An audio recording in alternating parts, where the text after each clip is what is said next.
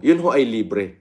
Para sa lahat ng mga street dweller, basta yung gustong kumain, tricycle driver na wala pang kita, wala pang boundary, libre ho. Wala kayong babayaran. Pati soft drinks, libre. Okay? Ang isa lang ho ang kondisyon doon. Ang kondisyon doon ay yung pinggan nyo na pinagkainan, huhugasan nyo na mabuti. At isosolido sa lagayan. Ayan ho. Yun yung aking sinasabi na gagawin ko yan. Why? Because dapat isip-isip ko na eto, ma-attitude to eh. Eto, libre. Ang makikinabang ho dyan, yung mga natutulog sa lansangan. At may padamit pa ho tayo ha. Yung halimbawa, may kakain doon na bata, yung ang pakalat-kalat sa kalsada, tapos madungis. O, may libreng shower yun at saka may libre tayong padamit at tsinelas.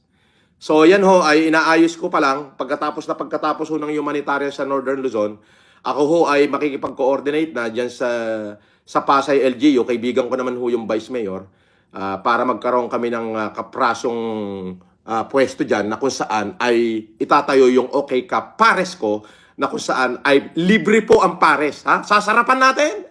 Namimigay tayo ng napakamamahal na wheelchair, truck na wheelchair, truck na bigas. Eto, patok ngayon. Libre ho ito para sa lahat. Okay? At sasarapan talaga natin. Okay? Only rice. Truck na bigas ang pinamimigay ko. Yung pa kayang cup na bigas na rice, hindi ko kaya ibigay. Unlimited rice. Kahit 100 beses, pwede kang bumalik. Yun. Bagay na yan, hindi dahil gusto kong magpabagsak ng tao. No, gagawin ko yan because naawa ako dun sa mga tao. Yes. Biruin mo, ang haba, layo ng pinanggalingan, pipila ng 3 oras para lang makita yung diwatang engkantong lubugang panga. Bago yung sasabihin, lilipas ka rin kuya, busy ako. Meron pang isang OFW, tinalikuran niya. Galing yata ng Saudi o galing ng Kuwait. Ay tinalikuran, ay di gago tong lintik na ito.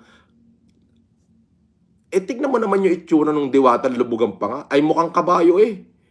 Tapos kung maka-isnab ng tao, mukhang dugyot. Alam mo yung dugyot? Oo.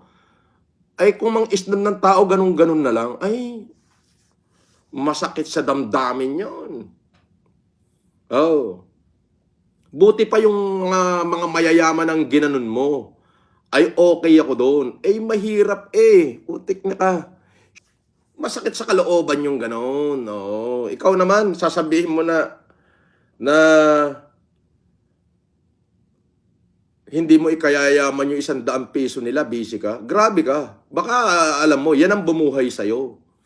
Hindi ka naman katulad ko na kinilala ng tao at minahal ng tao dahil nagpakamatay ako ng pandemic para sagipin yung bayan ko, sagipin ang Pilipinas. Sa kapasidad ko. Ikaw na may sumikat dahil dyan nagtitinda ka ng pares. Tapos sasabihin mo, hindi mo kailangan ng 100 nila. Di ba? Ay, wag ganon. Ngayon, ako, pagkatapos ho ng humanitarian ng Filipino Family Club dyan sa buong Northern Luzon, ngayon June 11, 12, and 13, kung saan daan-daan libong tao mabibigyan ng libreng salamin at libreng check-up, at daan-daan tao mabibigyan ng na pilay o crippled o with disabilities, ang mabibigyan ng libreng wheelchair, yung walang capacity bumili. Libre ho. Pagkatapos ho niyan, itatayo ko na ho yung OK Ka Pares ko. Kausap ko na ho yung kaibigan ko, yung Vice Mayor ng Pasay, si Boyet Del Rosario. Matagal ko na hong kaibigan yan.